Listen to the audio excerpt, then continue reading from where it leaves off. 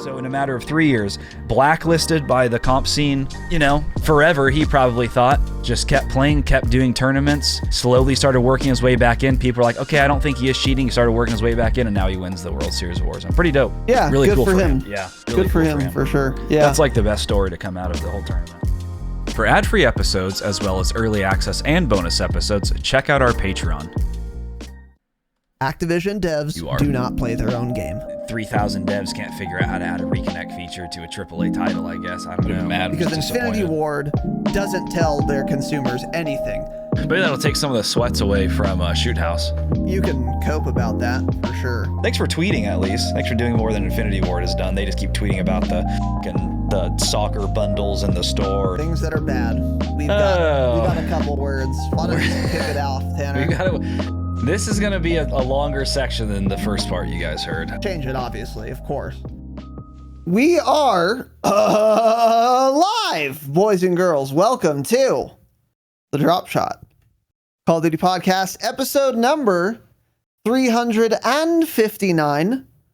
My name is Casey, also known as Razinon. Today I'm joined by Tanner.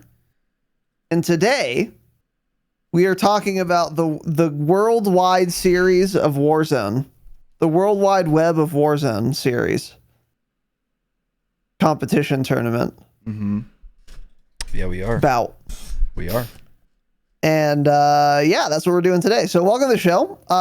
Today we're doing that. World Series of Warzone happened this morning. Tanner and I both watched a good chunk of it. Though I don't think either of us watched the whole thing. Not that would have been necessary anyway. It took place in the UK. Yeah. So we weren't going to wake up at 4 a.m. like assholes to start watching from the first moment. But I did, in fact, I got up, watched live for, I think, game like 4 or 5. And then after that, during the interim, I watched like games 1 and 2 as well. I just went back in the VOD and watched those. By the way, PSA for Google Chrome users, if you are a Twitch viewer, I got an extension called Stream Cleaner that removes ads on Twitch, because the most popular ad blocker, uBlock Origin, does not take ads off of Twitch. It takes ads off everywhere else. I don't know how Twitch gets around it, but Stream Cleaner seems to be working for me. It didn't work for Tanner, but it works for me. Has been for like a week. Worked for some guy in our Discord as well. Give it a try, because you don't want to give Twitch money. That's the thing. Normally, I wouldn't really care to share this, but I feel so passionately about not giving Twitch.tv money that I will get on my platform and tell you guys how to steal. That should be on your list of things you don't like when people say my platform. Yeah, platform. It's not use a your good platform one. For good. No, I'm not going to do that. No. Yeah, I use my platform for death threats and terror speeches. Yeah, anyway. And the YouTube stream is down and blocked. What? Yeah, nothing. I was saying you just got us kicked off YouTube for that. Oh, good one. Anyway, we watched most of it, but not the whole ass thing. But I mean, we also obviously watched the last match. And the results are in, which we'll go over. So yeah, today we're talking about World Series of Warzone. As a reminder, next Saturday, we will be doing a farewell to Warzone 1. We were originally going to do this today, but then Tanner had the idea to cover this tournament, which I thought was a good idea. And spoiler alert, unfortunately, it went pretty well, the tournament. So, we'll get into it. But we have a lot to say, I think.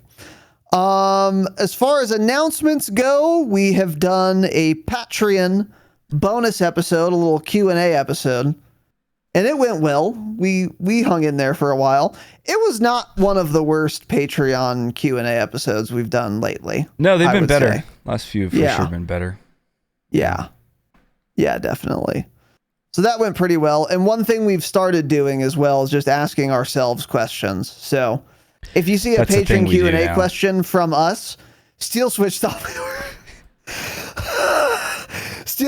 we were fucking asking you guys. Yeah. Hey, I don't give a fuck, right? No, we were asking ourselves of the future.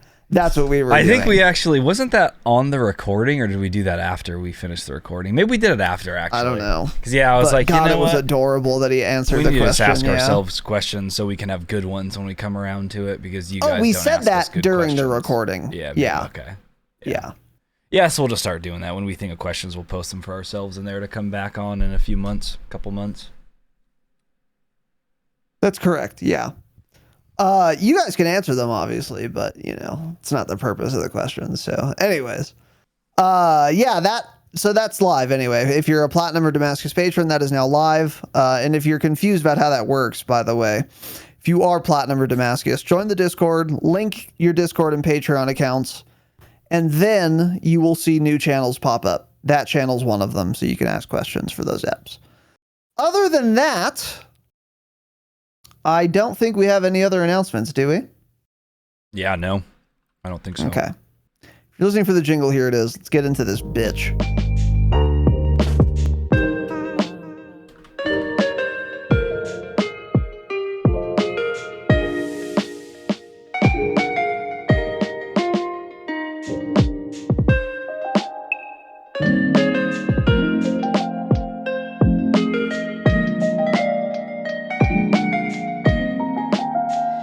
What's going on in that bowl? In that bowl, Tanner? Is that oatmeal? You got some oats in there? No, it's yogurt. Yogurt, huh? It's gurt. What do you do with your yogurt? This one I just ate plain because I wanted just something else to eat. Something of substance. It's like a higher protein yogurt. So I just threw a little gurt in a bowl. Yeah, it's Greek. Yeah. It's like Okio's brand or something. So it's like, I don't know, 17 grams of protein per serving, which like most of them are usually around like 10 or 11. So, fills you up a little bit more. Yeah. Oh yeah. Greek yogurt is so good. Yeah. Usually and I put the stuff in it. Granola. Yeah. I actually have a granola bar sitting here. I just didn't crush it up and put it in there yet. Yeah. That's just a classic combo, Greek yogurt with granola. That's all I ate last week. Nature Valley is the best too because it has so many crumbs without trying. Well, this is the thing. You don't even have to crush it. You just have to open it over the thing and you're good. This is what you do. You buy just the Nature Valley Crunch bars, just the standard oats and honey. For a box of like 8 of these, it's like $2. And you just, it's half broken already. You just do that a little bit, open it up. And it's way cheaper than buying the bags of granola, which are like triple the price for the same amount. So there's your pro tip. Yeah. Actually, someone at Albertsons told us to do that because Sierra asked one time, she's like, what granola do you guys use in these parfaits? And they're like, oh, we get the Nature's Valley bars and crush them. Like not the bag, you do the bars. I'm like, oh, okay. So we started doing that. Pretty good. Yeah. Little pro straps with fruit. That's a good little pro tip. Yeah. So anyway, welcome to the show, episode 359. Today, the World Series of Warzone. So, as some of you may know, as some of you may not know, actually, who listen to this show, because a lot of you guys just don't give a fuck about this kind of stuff. But I think this will be interesting for you regardless. The global finale, finals, Super Bowl, World Series of Warzone tournament was today. It was Saturday morning. It took place in London, England, Britain, the UK. And it was the end, and now it's all over. Yeah, cool. It was the end. So there were a bunch of qualifiers, and then there were LANs, and then all that shit, and it all culminated ultimately in 50 teams competing. 50 trios. Yeah, it's trios, custom matches, 1 point per kill, and then there's a placement modifier. Yeah, which we'll get into. There were 50 teams. They were all there in person at some venue in London. The Copper Box, man. Duh. The what? Copper Box? Copper Top? What is it called? The Copper Box Arena, I think. That's an awfully hot copper top. I don't know. I have no idea. Wouldn't know because I don't know any venues in London, of course. Yeah. But anyway, yeah, it was. It happened. They live streamed it. Production value was super solid.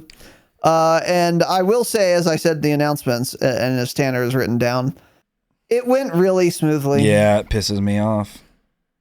Which is a real shame.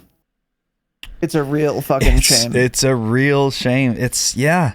I no don't know. technical difficulties, no delays. No. It just went smoothly, and it's pretty sad. It's irritating. Yeah, it really is. It's irritating seeing some production that Activision put on go well. Yeah, it's not great at all. And it goes to show you, by the way, because that's a hard thing to do. Event planning on this. Oh yeah. At this level, so many things that could go wrong. Everything goes wrong. Yeah. So for that to go swimmingly, it demonstrates that when Activision cares about doing something correctly, they'll do it. They'll figure it out, which they did. What they don't care about is fixing bugs in the game that the tournament's about, of course. But yeah, they don't do putting on an event to get money. Oh, they're perfect. They're perfect at it. They make no mistakes. Yeah. When it affects their bottom line, they don't make mistakes. But when it doesn't affect their bottom line, and it's just like the fun and integrity of themselves as a company and how they treat their core player base and consumer, by the way. Oh, they just don't give a fuck. They don't care to do any quality assurance.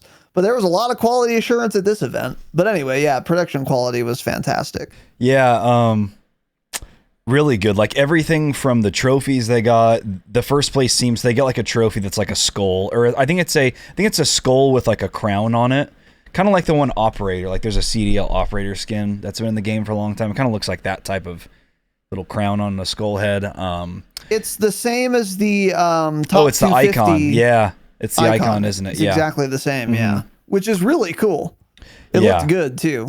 That's a smart thing to do. Yeah, and then each of the three winners from the team side of it, not the solo part, which we'll talk about too.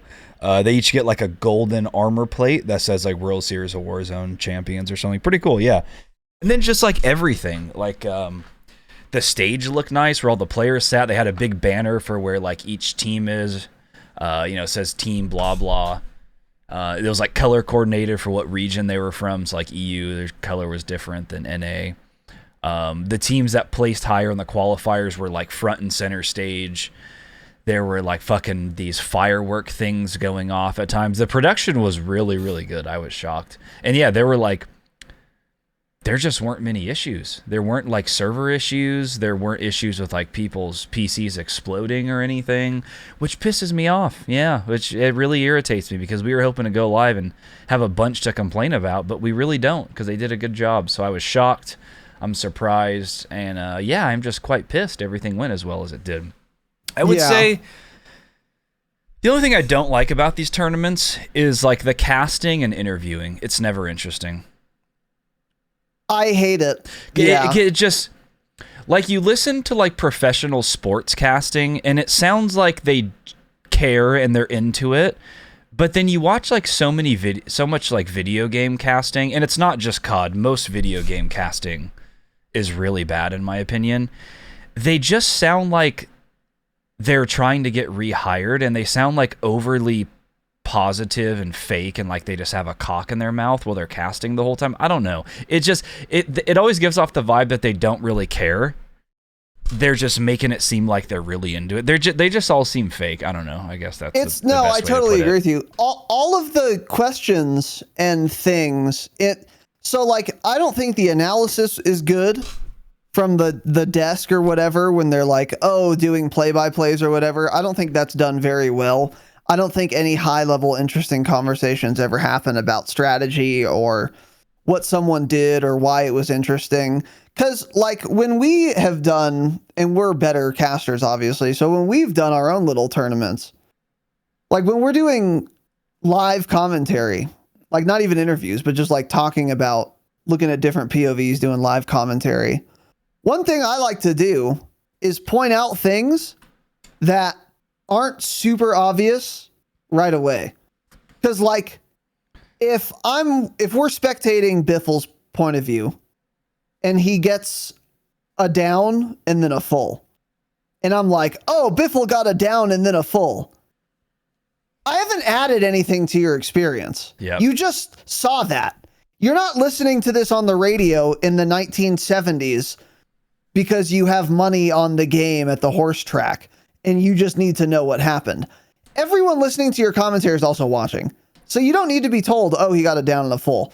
The more interesting thing could be if any of the casters like play the game would be like, oh, this is why Biffle chose to use the fucking whatever, the Kilo instead of the fucking Amax, because that's how he was able to get that down so easily or so consistently. I don't know, something like that though, something that's beyond the surface level, and that never seems to happen in these official fucking things, because what Activision looks for, and this goes to their like post-game interviews as well, is people that have the gift of gab, as they say, who simply fill time.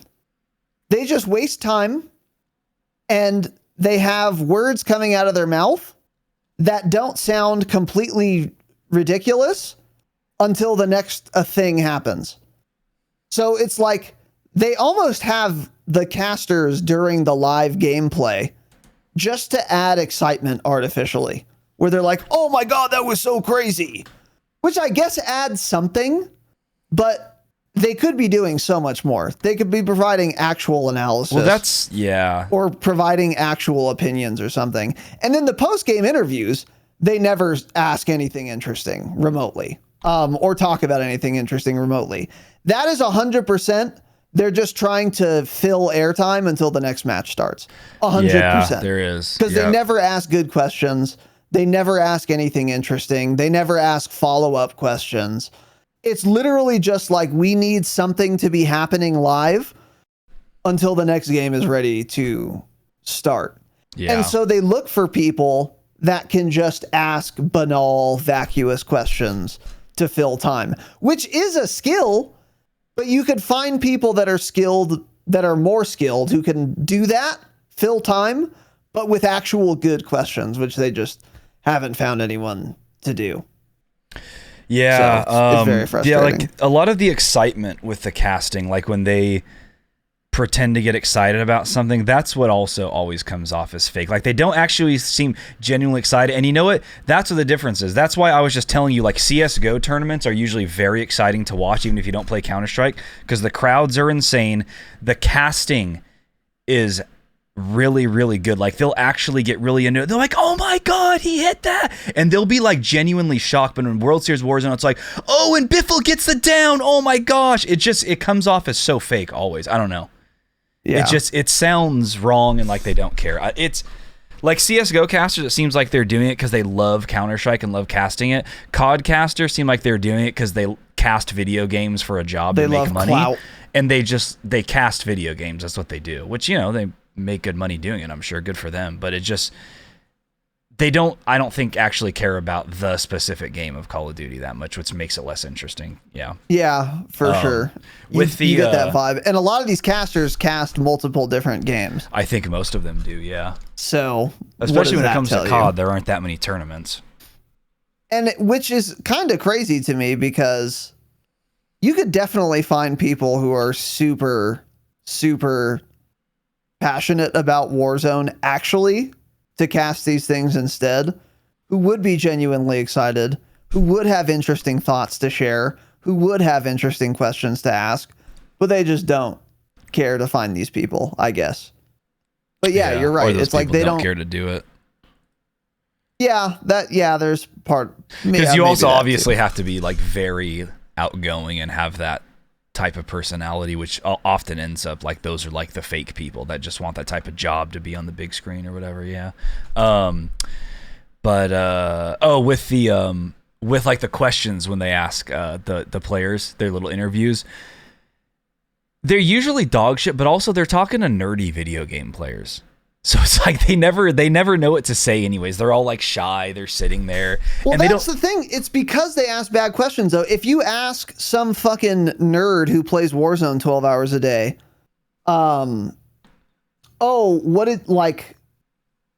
what did you do this morning to like prepare mentally to do as well as you can in this tournament? Of course, some COD nerd isn't going to know what to say to that. But if you ask them, hey, interestingly, you're using a Kastov 762 and the MP5 with hollow point instead of frangible. why did you choose those guns? And more specifically, why Hollow Point? Because it seems like Frangible might be a lot better, or Frangible is the more popular option. What made you go with that decision instead? That's true. Yeah, like gameplay questions. Yeah, exactly. Yeah, right. We'll have something to say, you know? Yeah, I take that back then. You are right, because they don't usually ask questions like that. It's more like, how are you feeling going into this next game? Just like the very basic questions. Like it's like, what am I supposed to say? Yeah. The girl asked one of the nerds, like, oh, I don't remember what her first question was, but she was like, is your mom here today? And he's like, no, she's not here. And she's like, oh, why isn't she here? And the kid's just like, she just prefers to be home. And she's like, oh, well, I'm going to give you a hug then. He's like, this is from one mom to yours. I'm going to give you a hug. My God. And it's just like, you are right, though. If you just ask an actual Warzone type question, because also us watching, the people watching are Warzone players. I don't care that his mom's in the crowd or not. I'm sorry, like, that's cool for him, but I don't give a fuck. You are right. It should be more like, oh, I saw you take the ISO. Most players, 140 players using the Lockman sub. What made you want to run the ISO that game? What do you feel with the ISO that's better over the Lockman sub? Something like that. Yeah, you are right, actually. So it is their fault. Yeah. Yeah, that's because you have to ask very specific questions to get the nerds to give a good answer. Yeah, because the nerds don't know what to say when you ask like a polite, like normal person question. They're not normal people. But if you ask them to nerd out on the game they play 12 hours a day, they're all of a sudden going to be a font of knowledge. They're going to say so many things. Yeah. And then, like you said, too, the audience is going to be way more interested in that. I would much rather know why someone picked an ISO over an MP5. Yeah, or why even their fucking mom isn't here. And by the way, how badly could that have gone? I didn't hear that question, but like, why isn't she here? Oh, she has fucking terminal prostate cancer, so she's bedridden. That like actually could have been the answer. Why would you ask that? Yeah, well, I don't think she started that way. That's what I was saying. I don't think the opener started that way, but it turned into that. I think she asked like who's supporting him or what support does he have. It was just some like another basic, brainless question for sure. But yeah, like a better question. I didn't watch the whole tournament, to be fair. They could have asked these questions plenty of times. When I watched it, though, I didn't see any of this. Maybe early on they did, but like a question like, in all of these qualifiers, the Cronin Squall was meta. That's what everyone was running.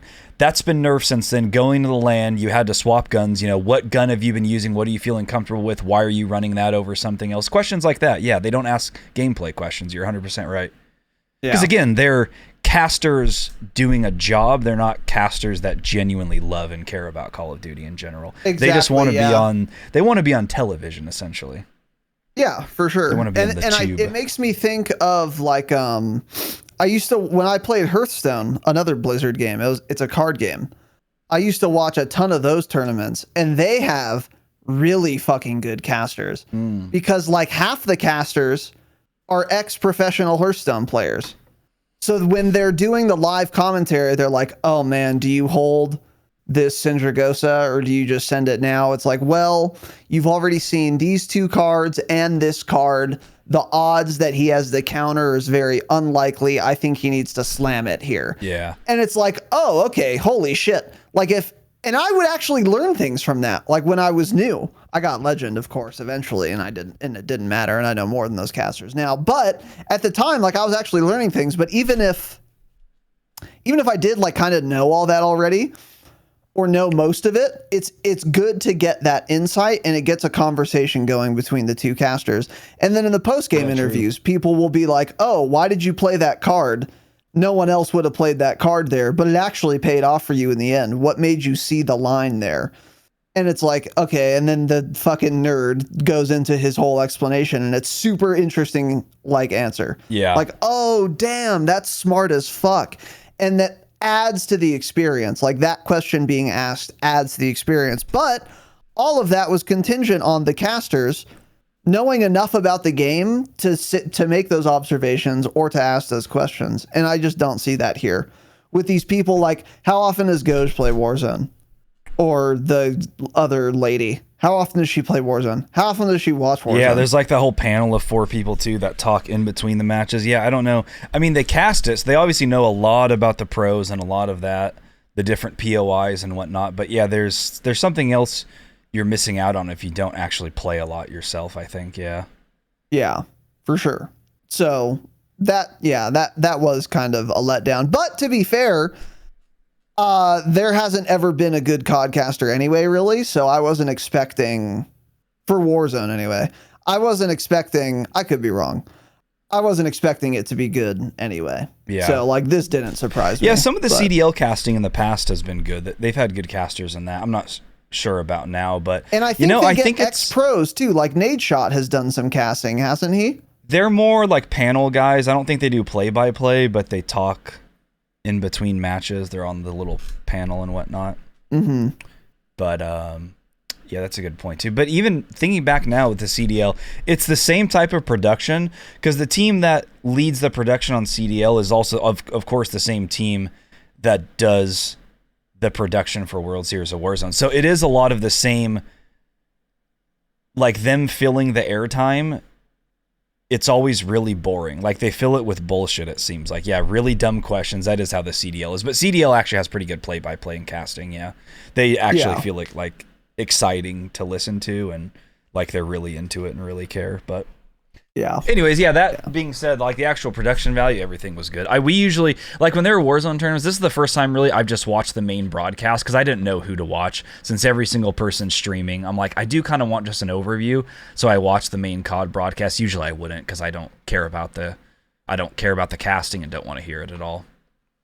It's funny you say that because that's my next point here is that I did the same thing. I almost never watch the like Call of Duty Twitch account stream. I'll just watch like whoever my favorite players are, their POVs. But this time I didn't. I watched the official one. And the overlay is improved from the last time I watched it. I don't know what they did. They changed the text. They changed the positioning. They changed the graphics or something. But the overlay now... It's the same from the last tournaments they've been doing. Yeah, I mean, I haven't watched one in quite a while, to be fair. So I don't know. But like, definitely from the first iteration of the Warzone Codcaster, it looks different. I don't know how, but it does. Oh, yeah, it's everything. They give you a lot of info now. Yeah. And it looks way cleaner and better and like followable. Because I remember when we first saw the Codcaster, it was like, this is cool, but it's like, I can't follow what's going on. Different teams and individuals aren't delineated enough. I think they've done a good job with that overlay visually now to where they give you a lot of information, but it's also easy to, like, oh my God, what's the word? I don't know, discern who is who and what team is what team. Yeah, and it shows like the whole map icon where they're all landing, what team number they are. Yeah, it is good. Yeah. I think, this is the same one. This wasn't in when they launched Warzone 2. I think it was like whenever the first big tournament was, probably a couple, 2 to 3 months after Warzone 2, maybe. Or maybe it was in like on Warzone 2 launch. I don't know, but it's been, I think, the same. I mean, they've probably made small, minor changes, but it's been good since Warzone 2 launch is what I'm trying to say. Like the mini map, how it follows them, how it shows their kills, assists, some aspects, deaths. Yeah. I think the main thing I noticed was when they do like a fly cam, like a free cam that's not locked on to anyone's POV. Mm-hmm. I think they changed that because like the names above everyone's heads and they're color coded. Like the text is like bigger and easier to follow. I don't know. I could be wrong, I guess, but I don't remember it looking this good and easy to follow. So it was actually really nice watching the official COD stream, and kudos to them for that really nicely done overlay. Yeah. I enjoyed it. It made it like worth watching the official broadcast, actually. Those overhead views are the best. They need to utilize those a lot more, actually, because even like when we were watching the solo YOLO, 3 players left, it was mostly just on Skullface's POV. It would have been really cool there, I think, if they just had the overhead view of everything that was going on, I feel. I like that view a lot. Maybe a lot of viewers don't or something, but I think that looks cool, kind of just seeing overhead what everyone's doing, seeing smoke billow up all of a sudden. I think that's a lot more interesting, personally, than just watching one guy. Yeah, but I agree. That's a nice little touch they have. So and it was really fun to see those overhead cams like toward endgame when it's like everyone is close. Yeah. and you can see like there's a disaster about to happen to this purple team. Yeah. 'Cause Yeah. there's like this green team rotating here, this orange team rotating here. And if I was on one of the purple individuals, like first person POVs, I wouldn't know that. But with the overhead cam, you're like, oh, they're fucked. They're just fucked. In the solo one too, they were watching Breadman for a while. They're like, oh, Bread's out of plates. He like had a truck that had gotten blown up, so he was like running around it, sitting on the truck, kept smoking himself, and it was his POV, right? So it's like, it kind of looks like he's almost just fighting one person because there's like a car driving by him, he's trying to shoot him. And then finally they go out into the wider perspective, and he throws another smoke and starts running towards the edge of gas. And then immediately there's a guy like 5 feet behind him also in the smoke. Like if you're just on Breadman's POV there, you have no clue any of that's happening. So you're like, oh shit, there's a guy right behind him. Yeah. But there's all the smoke in the air. You see the guy doesn't even see him. He doesn't see him, and he just like stops running and sits somewhere else because he didn't even know he was there. Then there are, when there's one guy in the building where Bread's running, there's another guy behind him up on the pipes. Like you get so much more intel. It's really interesting. Yeah. Yeah, I like when they did that too. Yeah, COD is a good game or Warzone specifically is a good game to really utilize that type of view, I think. Just BRs in general, actually, that's the best one to use. Yeah, for sure. Especially later game. Yeah. Yeah, I agree. But into the actual, I guess, gameplay. There's, again, nothing real crazy going on. There were water, not really water endings so much, but there was water in play. There were pistols being used. It wasn't the worst thing in the world. But yeah, the actual gameplay was pretty interesting and normal, I would say. It wasn't super slow, it wasn't boring. There was not nearly as much sitting in buildings as I thought there'd be. I was kind of surprised by that too, but I think I just wasn't thinking. Because we have like a viral TikTok. We're on the cutting edge of technology, by the way. And our TikToks and our YouTube shorts are vastly improved now. Now it like highlights each word as we're saying it. It's really fucking cool. You guys should go check out our YouTube shorts or our TikToks. And make sure you engage with them, pigs. Make us fucking huge, obviously. Anyways.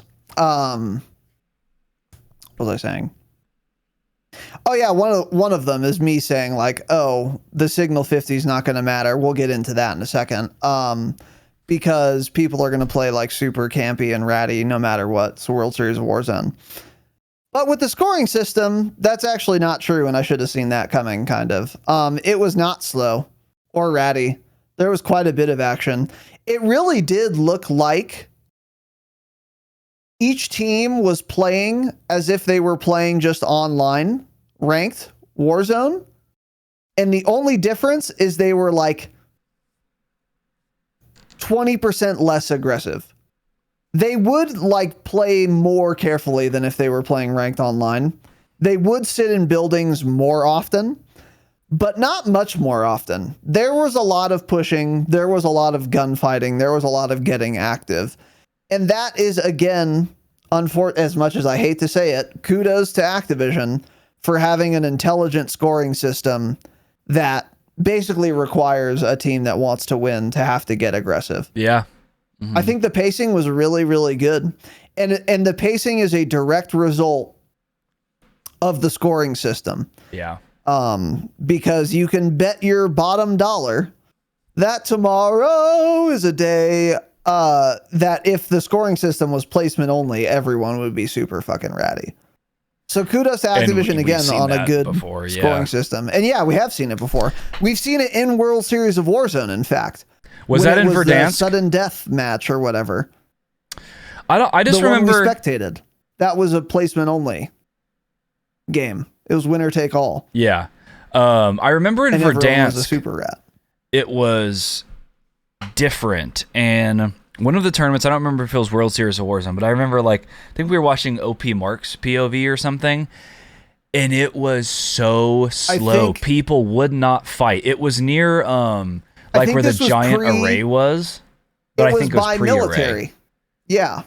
This was, I think, pre-multiplier. I think that's what it was. Just a kill was 1 point. It was like a kill was 1 point, and then first place would seriously be like 20 or something crazy. Yeah. So people were like, why would I run around and try to get kills when I could just stay alive?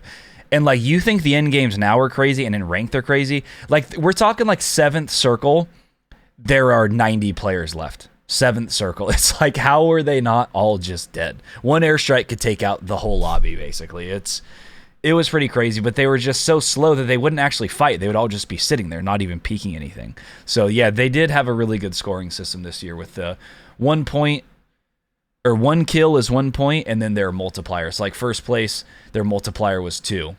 So if they had 20 kills and they got first place, they had a 2-point multiplier, and then, you know, 2nd through 5th place would be like 1.8. So you had to get kills, or it just doesn't matter. You could get first place with 5 team kills and get less points than 3rd place who got 20 team kills. You'd get way less points for that, you know?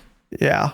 So I think it is really good how they did it. I also wonder if ranked kind of plays in to just how it all felt and seemed, because it was a lot faster than we thought. And I wonder if, because people are so used to having to be super aggressive in ranked to gain SR, that they're kind of used to that. And that's just in that habit. Yeah, they're just in maybe. that habit of playing that way too, maybe. That's possible too. Yeah. One thing this does make me think of, this is kind of tangential here, but I think it's worth talking about, especially for those of you who aren't super interested in like World Series of Warzone specifically. I wonder if this scoring system could work for ranked play online. I wonder if it would be better. I kind of think it would be, honestly. That's interesting. And there's no reason they couldn't do it. That's interesting. It would make ranked more fun and aggressive. Everyone would you'd have to play aggressive.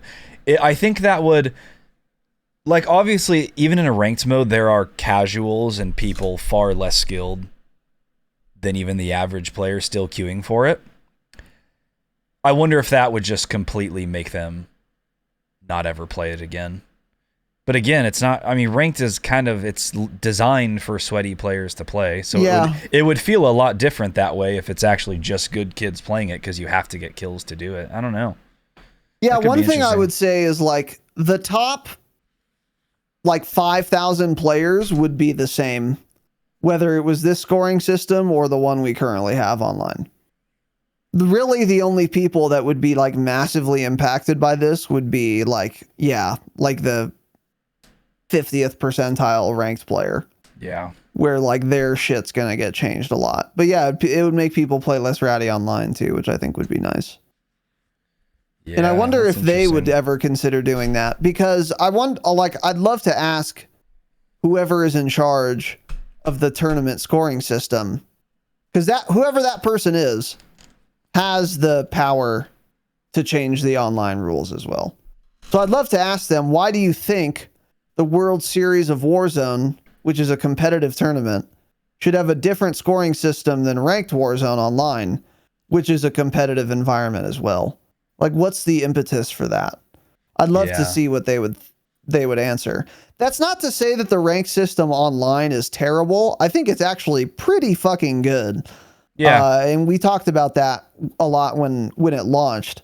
But I think a multiplier system would be better, frankly.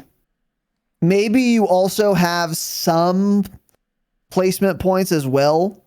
So first place is a 2x multiplier for kills plus 10 points or something.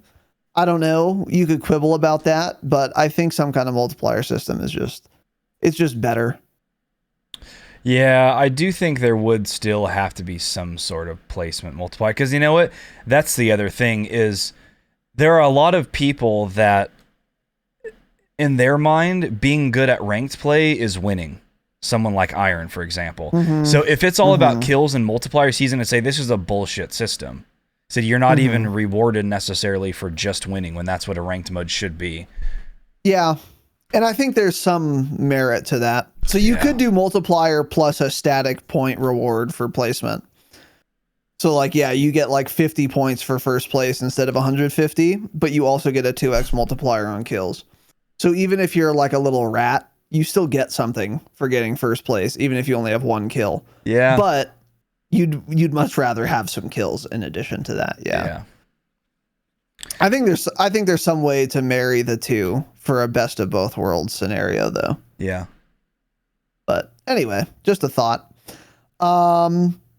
Next is the circles. The circles were, again, I didn't watch every game, but I didn't see any water sports, which I was pleased by. And the circles were clearly doctored. They were not Doctored random circles. at all. They were doctored circles, which I think is smart, by the way. But nothing ended like in the water. I didn't see any water plays really at all, period, which I'm pleased by somewhat. I'm pleased because it means the tournament had more competitive integrity. I'm less pleased because if you guys are going to doctor your circles to not play in water ever because you recognize that it's a bullshit mechanic, why do you make your normal players put up with it in ranked Warzone in regular matches? Because you obviously recognize that it's stupid. So on the one hand, it's good that there was no water. On the other hand, it goes to show that they know that the water is kind of dumb, but they have it in anyway, and they make us, the peasants, deal with it in ranked play, which is stupid. So just fucking doctor all the circles then, or something. But yeah, did you see any water play? Yeah, the very last game, it didn't end in the water, but it was like in the river Down by the west river? of Hydro. West, like, so in between Hydro, I guess, and Caves, basically. It was pretty much at Caves, actually. That's where the last match took place. Like, Biffle and I guess it was Shifty, I think, were up on the hill above water, and the COD casting was showing what was going on in the water, and there were like 6-8 people in the water shooting each other with F-Tac sieges. Yeah. So it happened, but then it pulled out of the water, and then the team that had the high ground won. And that's not so bad. No, it was fine. It didn't at least the match didn't end in the water. Yeah. Right. Yeah. And the team that had the high ground ultimately did the best, which is what should happen. Yeah. In pretty much any video game, if you have the high ground, you should have an advantage. So yeah. I also didn't notice any egregious precision airstrikes. I don't know if there were any, because again, I didn't watch the entire tournament, but I haven't seen any tweets about I shouldn't have died to that precision or I got no noti. I haven't either yet. And that's pretty surprising because that can't be doctored. So I guess Activision just got lucky. But yeah, there were no egregious precisions as far as I saw, which again is good for the competitive integrity of this event in and of itself. I just wish I didn't have to put up with egregious precisions when I play, which I do every time I play. So, yeah. I don't know. Yeah. What was I going to say? Oh, in the solo tournament too, Hisoka was up on top of the pipes and he died to an airstrike and he didn't move that much. So I do wonder, I wasn't watching his POV, if he like didn't get a noti or if he just kind of knew he was fucked. Cause like, honestly, if he did get a noti, he was going to have to jump down and die anyways. So I wonder if he's just like, I'm going to stay up here and just hopefully I don't die to it, but he did. Cause yeah, that would have been, I would be screaming if I died to that. Cause I mean, he was right in the middle of the circle. He didn't move. He was in the same area the whole time. So if he didn't get a noti for that, then it just, shows how broken they are. But, possibly he did. And he chose to just stay there cause he knew that those were his best odds of actually staying alive. Yeah.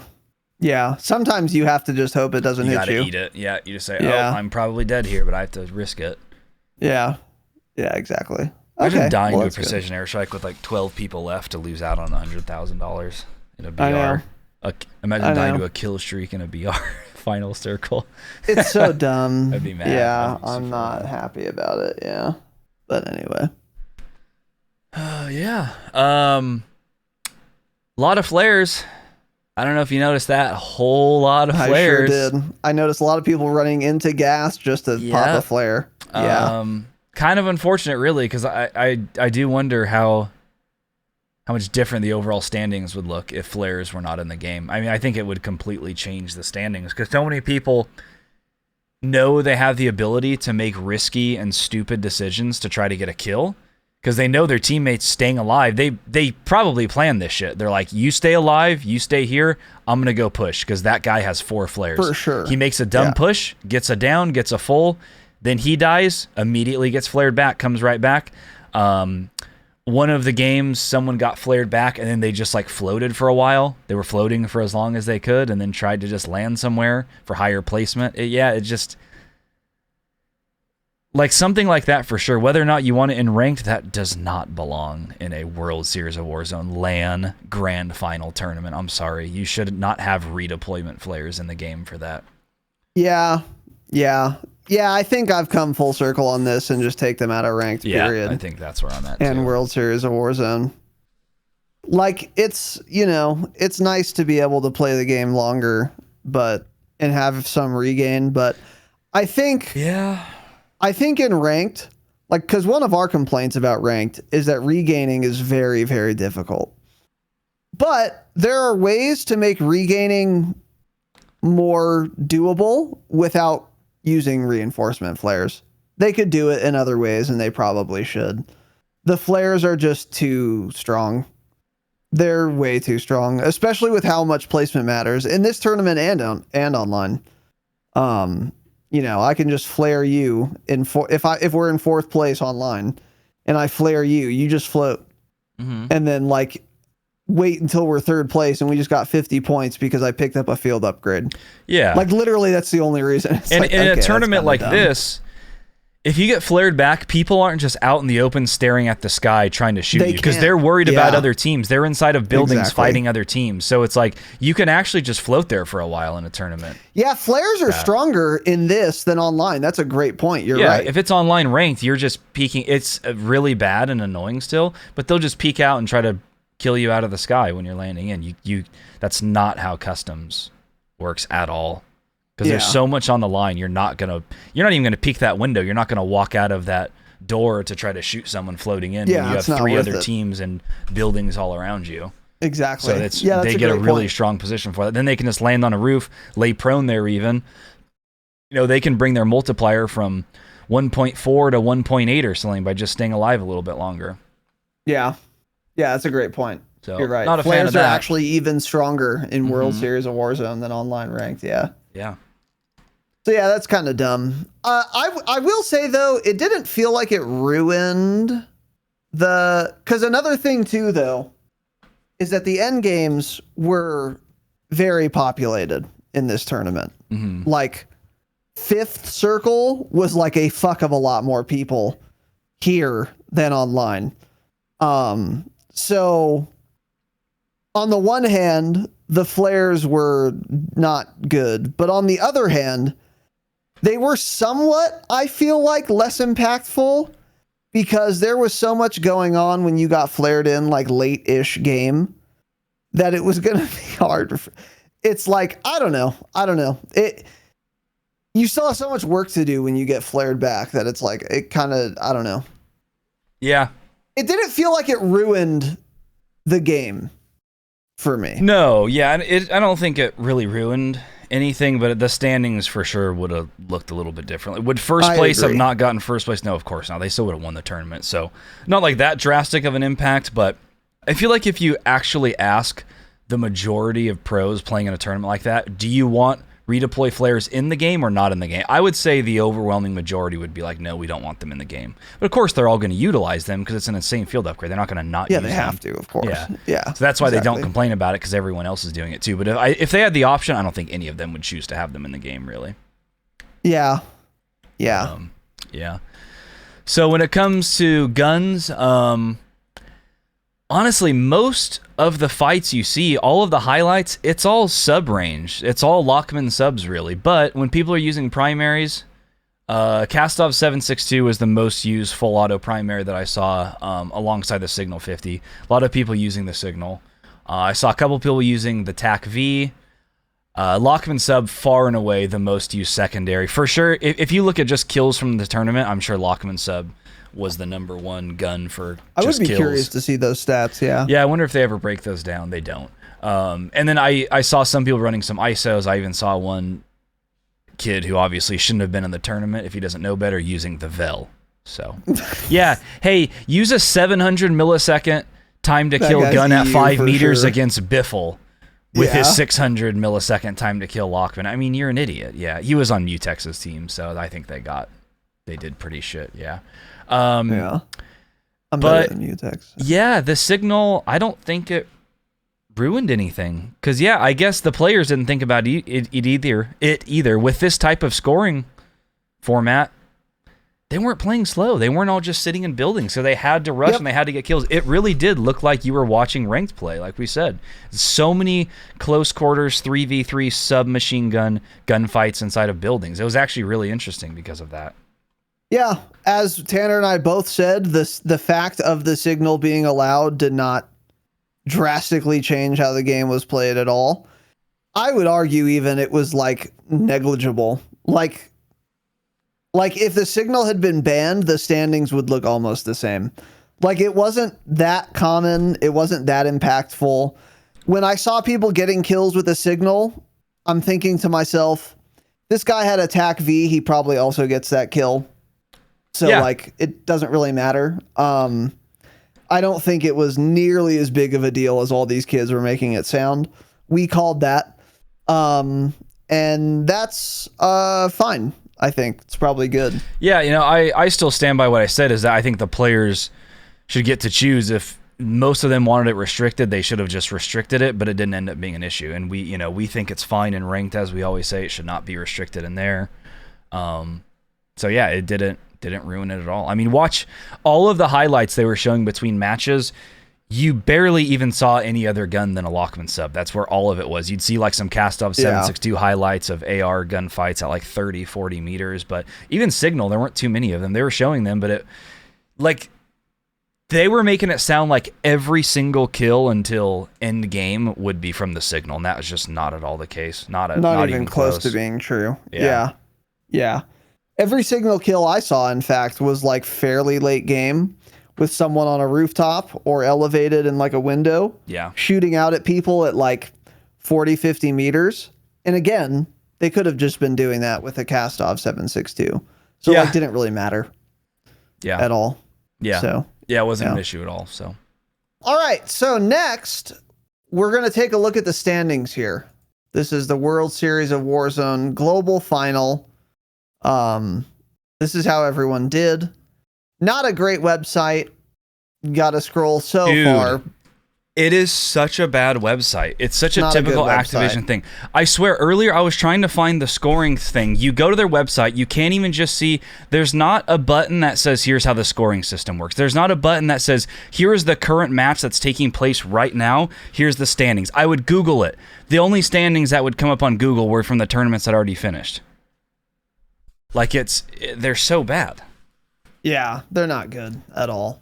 So, anyway, now we have the global final standings, though. I knew who won. I did not know it was a fucking blowout, though. This is a blowout. They got every other team but first place got just shit on, actually. Yeah. I didn't realize it was this much of a blowout. So for the third place team was Almond, Noobs, and Tommy. They had 139 points with 89 total kills over all 6 maps. Second place was 143 points. So that's only 4 more points than the third place team. 85 total kills, which is 4 less than the third place team. And they got second place over all 6 maps. First place team, 218 points, which is 80 more points than second place. 125 total kills over all 6 maps.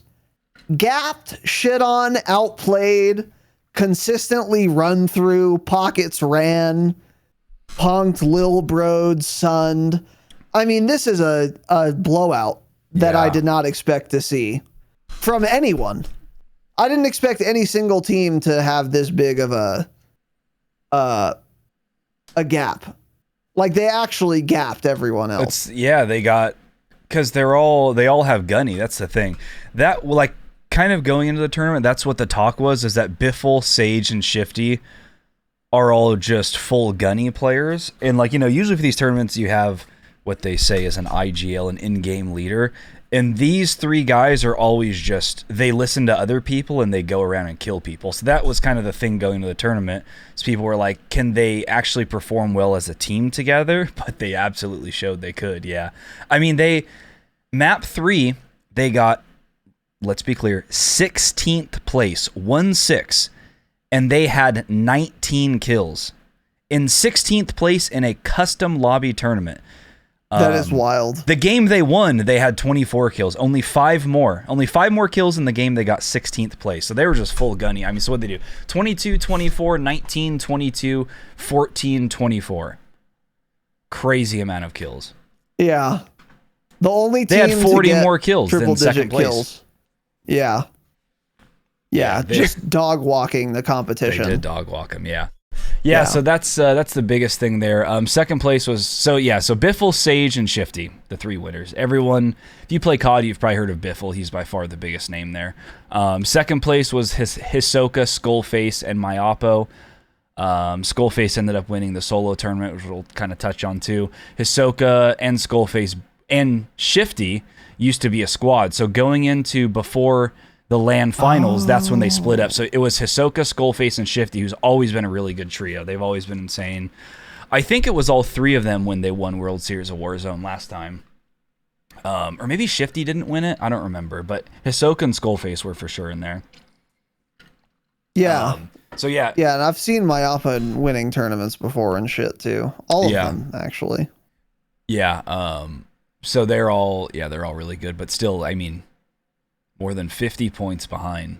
Like that's 70 fucking points. Crazy. 70 points behind first place. It was wild. So I think they pretty much could have just backed out of match 6 and they still would have won it. But they ended up getting first place in the last match too. Biffle, Sage, and Shifty. The score gap is insane, and then the kill gap is insane. So the second most kills over the whole tournament was 89. The first most kills was 125. That's 31 more kills. That's more than a whole map's worth of kills for a team. Yeah. Like, that's a lot more kills. That's crazy. Yeah. Yeah. So they fucking dog walked everyone. Out of the top 5 or top 10, I think 5 teams were NA, 5 teams were Europe. But I don't know what Almond, Noobs, and Tommy are considered. Because Almond and Noobs are NA, but Tommy's technically EU, so I don't know what they have them as. But yeah. 7th place, by the way, Braxton. That kid's a god. He's the wager kid that followed us on our pod account recently, and he, during one of the interviews after they won one of the matches, she asked some question about like EU, NA, and he was like, oh yeah, it's because EU sucks and NA's better. And then the crowd starts booing him. He's such a god. He's like That's 19 fantastic. years old and he's up there in front of a whole that. crowd full of people in London. And he said, well, EU sucks. It's so funny. That's fucking he's based. a god. I'd love to see that. He's a god. Yeah. I'd also like to point out that the best performing K-BAM player appears to be Breadman in 6th place. Yeah, with Breadman 2 controller 6. teammates, of course. But and you can see individual kills, so let's see how many Bread got. Bread did good, actually, yeah. He actually did best out of his teammates by far, so yeah. Oh, wow, Joe did not have a good performance. Yeah. Oh, wow, Joe did not. And there was someone else who didn't have a great performance, is that correct? Yeah, so let's scroll down a little bit here. We'll read this last line here. I don't know if you recognize this name. Wagnificent. Wagnificent. Permaban player in Warzone 1. He did have a permaban account. We've talked about him a lot on the pod. I don't think he cheats in Warzone 2, let's be clear, because he's not very good if you actually watch him. I don't know how he made it to the tournament. So permaban account in Warzone 1. He was the guy that supposedly people have had conversations about with devs, and they have confirmed that he was indeed banned for cheating in Warzone 1. Yep. Finished dead last on LAN with a total of 0, 0, 0, 2, 3 kills in 6 games. I think he actually was maybe the lowest performing player in the whole tournament. I mean, he has 3.4 individual points. I'm going through the list here real quick. I can't find anyone even close to that. I feel like I might have done better. Like, that's crazy. Yeah, how so bad that is. Doesn't look too great for people who think he still cheats. Again, I've watched his stream from time to time. He doesn't know where people are half the time. I mean, Frank, yeah, like I said, I don't think he even belongs in the tournament. I think there are genuinely a few people in our community that would perform way better in a tournament. Oh, yeah. Over someone like WAG. Actually. So, yeah. Again, I don't think he cheats now, but he had a miserable performance. To be clear, this is all the proof I need that in Warzone 1, when people thought he was cheating, he was 1,000% cheating. Probably. Yeah. You don't fall off this hard in a year. There's no shot. And he obviously couldn't have been cheating at the LAN, or it's very unlikely. And their performance makes it certain he wasn't cheating at the LAN. But you don't go from being like one of the best Warzone 1 players to getting dog walked this hard at LAN. Yeah. It's not possible. Yep. Unless you used to be cheating and then you got banned and then you stopped cheating, which is exactly what happened. So Magnificent is a confirmed cheater. Yeah. Spit GIF, fuck him. And it's too bad he was able to even experience this cool event. Because he's a miserable, cheating rat piece of dog shit. Yeah. So another one to point out, Magnificent, Swag and your shit. Swag's team finished 34th place out of 50. Swag, Super Evan, and Z Colors. Swag, again, I've always said I don't think he's that good at Warzone compared to all these other comp kids, but he's won a lot of online tournaments, surprisingly, and I've always wondered how, but usually it's because he has good teammates. Super Evan's better than him. He's played with Biffle a lot, people like that, so that's probably why he did not perform too well. But also, it's Warzone. You could run the same tournament tomorrow, the standings would be so much different. I mean, Swag could just win it tomorrow too. That's how it works with the BR. Normally I would say that, but Biffle, Sage, and Shifty. I'm exaggerating. Yeah, he wouldn't actually win it, but he would. You can do it tomorrow. I know. A team who got 45th place could finish top 5 easily. I agree with this. Yes. No one's beating Biffle and Shifty on the same team. Exactly. Yeah. Exactly. I think the standings would be way different if you just did it again tomorrow. Yeah. But I think Biffle's team would still win, actually. Yeah. Yeah. Because this can't be a fluke. Yeah. This diff. So a couple other things to point out with that: Shifty, Sage, and Biffle again. They took home. First place. They won $100,000. So the Shifty comeback story is unreal. So if you guys remember, we've talked about him all the way back in Verdansk. He was blacklisted from tournaments in Verdansk. There were clips going around of him perfectly tracking people midair, hitting crazy shots, not missing anything. People were like, he's using a foot pedal. He's soft aim. I don't remember who it was that originally called him out and said he was cheating. I want to say it was Tommy, who I think Tommy's team got 3rd or 4th place. I want to say Tommy called him out. And then Tommy later came back and said, you know what? I don't think he is cheating. Pretty sure this is the same. I'm pretty sure that's what happened. It was too late. He was blacklisted for tournaments for a long time. He even went on Jake Lucky's podcast show, whatever he has, and played on LAN against someone 1v1 to try to prove he wasn't cheating, this and that. So he went from being totally blacklisted in Verdansk, this poor guy. Everyone thought he was cheating. I mean, we saw the clips. I'm like, yeah, that's. I mean, it certainly looks like he's cheating. Yeah, I don't know. So he came back from that blacklisted Verdansk era because from the sus clips. Looking back now, by the way, that was aim assist. So if you want to see a clip of how aim assist works, go watch Shifty and Verdansk. I wouldn't be surprised if we said that, by the way. We probably did at some point, yeah. We're like, it does look sus, but also Biffle, so many people hit the same exact clips and you guys don't think they're cheating. You know? Yeah. Like they're a 0.3 KD player is going to think Shifty and Biffle are cheating. You get up to a 2.0 KD player, they're thinking Shifty's cheating, they're thinking Biffle's not cheating, even though they would hit the same exact shots. And we've talked about this in the past too. If you show someone a clip and don't say their name, they'll be like, that guy's cheating. Yeah, he's hacking. And then you say, oh, this is Biffle. They're like, oh, never mind. No, he's not actually cheating. He's friends with Swag. He doesn't cheat. Because they don't know who it is. But they'll watch these sus clips and they'll think the person's cheating. So that's kind of how it was. But yeah, so Shifty went from blacklisted in the comp scene to getting picked up by Biffle, probably the most consistent and best Warzone player in the world since the game came out. Picked up by Biffle before the LAN. Top fragged that LAN, by the way. Shifty was the top fragger and won the entire tournament. So in a matter of 3 years, blacklisted by the comp scene, forever, he probably thought. Just kept playing, kept doing tournaments. Slowly started working his way back in. People were like, okay, I don't think he is cheating. He started working his way back in, and now he wins the World Series of Warzone. Pretty dope. Yeah, Really good cool for him. Yeah.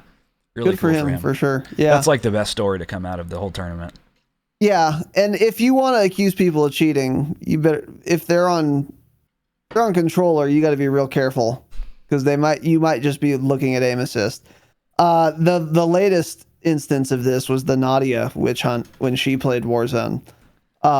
People would like show her clips and be like, "Dude, look at how perfectly she's tracking." And Tanner and I were like, "Yeah, this is aim assist. That's how it works." Of course, yeah, I know. We know it looks like. Hey, we see it every day. I don't know if you guys just don't normally pay attention unless it's a girl, and then all of a sudden she's a cheater. But yeah, it's like the same shit as the shifty thing. It's like this is just aim assist. I think these like cheater hunter people, they need to be looking for walls a lot more than aimbots. They do. They show those clips to detect a lot. Aimbots. Yeah. But like walling, you can pretty reliably like figure out if someone's sus or not, you know? Well, that's exactly what they do. They'll slow down something to like a 10% speed, and some guy will aim through a wall as he's turning. He'll aim at some guy on the other side of the wall mid-turn, and then they'll pause it and be like, look at him lock onto this. And it's like, he's just turning. There just so happens to be there. If you watched anyone's gameplay with wall hacks on, it probably, you can find something from anyone that's like, why did he look right there at the wall? He's just looking at the wall. So they try to do that shit all the time. But yeah, the hacker hunters are for sure going to have a field day on WAG. So I'm excited to see. I hope so. God damn it. Yeah. That one's funny. And you deserve to get fucking dragged if you were a cheating piece of shit for sure. Yeah. So anyway. Yeah. But yeah, not much else to say besides, they played 6 matches. And first place got $100,000. That was the end of that. And then there was one final match called the Solo YOLO, where 150 players drop in. 600,000, right? No, 100,000 for the trios. Oh, okay. I thought. Oh, okay. All right. No, it's a 1.2 million total tournament. I mean, like total. Everyone gets a payout. Like I think down to like 30th place, maybe even more. Gets something. Why. Yeah, it's one of those things. And then that number is also the qualifiers leading up to it, where you got money for winning some of those. So yeah. Yeah. Okay. Gotcha. So yeah, then there's a solo tournament. So 150 players drop in. Solo, obviously. Winner take all. Nothing matters. Do you get 0 kills and win? You get $100,000. Do you get 40 kills and also win? You get $100,000. You get 30 kills in second place. You lost. Yeah. So the only thing that matters is surviving till the end and winning. So those are really exciting to watch. The famous one was from Verdansk when Scump won it. God. Scump won it without a riot shield against, I think, Aiden. I think he like double stunned Aiden and was able to kill him or something. Everyone was using a riot shield. Scump got the win somehow. That was a pretty crazy one. So same thing in this. A lot of riot shield users. People do whatever it takes to stay alive. It wasn't as ratty as the Verdansk ones, I feel, actually. There was a lot of fighting going on, but you can't be as ratty. It would have been as ratty as the Verdansk ones if it was on Verdansk. Yeah. But the map just like you have to fight because like you're just stuck in the open area way more often. Yeah, exactly. Yeah, it was exciting. Those are always really fun to watch. So kind of interesting. At one point, there was a gulag between Sage, who won the tournament with Shifty and Biffle.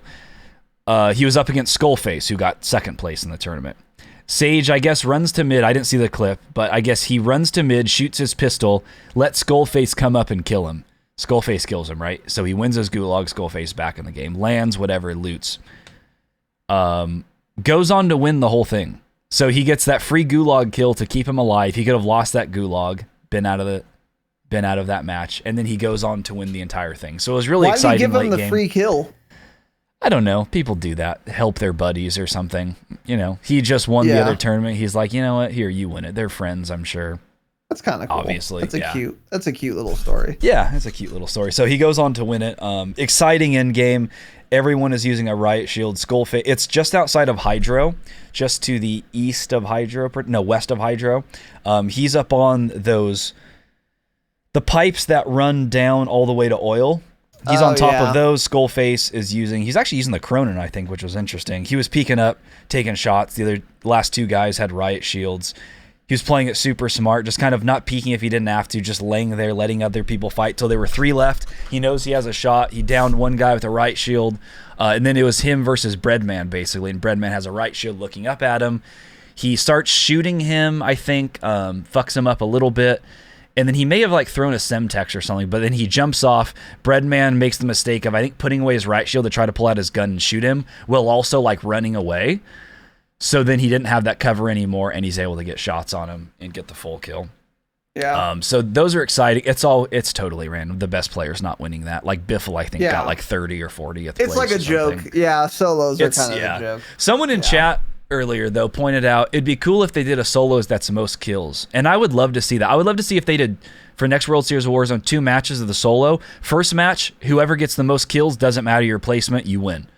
And then second match, whoever wins, like this one, they win, and it's like split like 50K for each. I think that would like be cute to see. Versus kills, So like that would be so cool. Crazy seeing kills only. It'd be wild.